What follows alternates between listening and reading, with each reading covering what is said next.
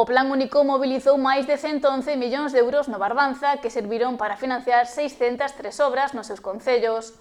O presidente da Deputación puxo en valor en Ribeira a importancia deste programa e pediu á Xunta que incremente o Fondo de Cooperación Local. O Concello de Ribeira foi o lugar escollido para presentar os investimentos do Plan Único nos concellos da comarca do Barbanza. O presidente da Deputación da Coruña, Valentín González Formoso, recordou que o POS ten máis de 30 anos de historia, pero a partir do 2016, baixo o seu mando, deronlle un impulso. Pasáronse de investirse 24 millóns de euros aos 138 do pasado ano. Un plan que leva investido na comarca do Barbanza 111 millóns de euros, que leva financiado 603 obras nos concellos, nos 11 concellos da comarca, e ademais leva financiado aquilo que non se ve, que son o gasto que chamamos os xestores públicos gasto corrente, que en realidad é unha inversión, porque entendemos, e hai que entendelo así, que financiar o salario dunha traballadora de dependencia, do servicio de axuda no fogar, non é un gasto corrente, sino que é un gasto recurrente, pero é unha inversión social, ou cando falamos de financiar os salarios das traballadoras ou traballadores dunha escola municipal, pois é un gasto. Non, é unha inversión social. Non? O presidente do ente provincial destacou a liberdade que teñen os concellos de investir os fondos nas súas necesidades.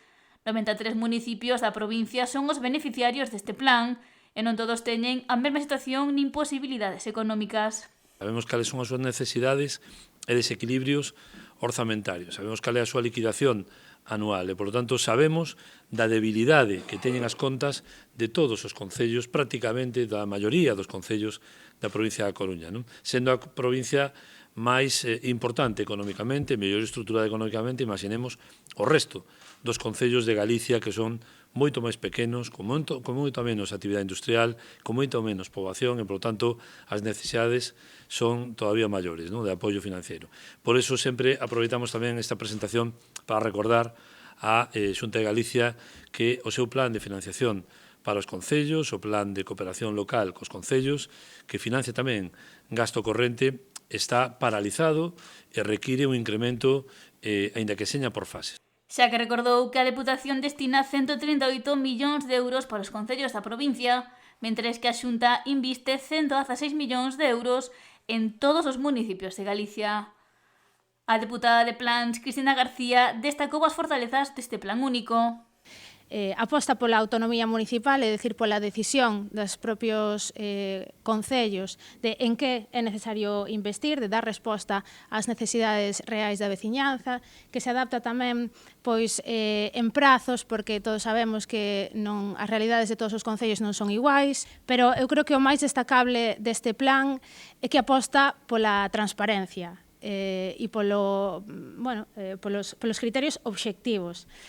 Criterios obxectivos que coñecemos todos con anterioridade, que nos permiten desde os concellos programar con estabilidade, dando resposta, como dicía antes, ás necesidades reais e que non van con independencia, son os mesmos con independencia de quen goberne, non responden á cor política de ningún goberno. A alcaldesa de Ribeira, María San Pedro, agradeceu a axuda impulsada pola Deputación da Coruña e definiu de fundamental o plan de obras e servizos para os concellos, para poder financiar esas pequenas obras coas que damos os servicios a todos os veciños de todas as nosas parroquias, das 9 parroquias coas que conta o noso municipio, eses servicios básicos que van desde saneamentos ou abastecementos, a pavimentacións, a posta en marcha de infraestructuras deportivas que vamos a visitar, neste caso, posteriormente na parroquia de Oleiros, como é esa posta en marcha dos vestiarios e da cantina do campo de fútbol da Trinidade.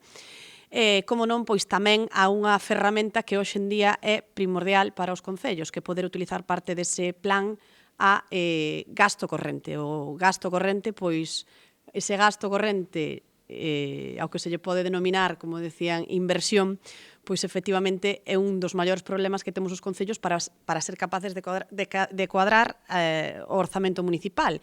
E pediu a colaboración e o traballo de todas as administracións para mellorar a vida da veciñanza. A comitiva desplazouse logo ata o campo de fútbol da Trinidade en Oleiros para visitar as obras de construción dos novos vestiarios actualmente en execución.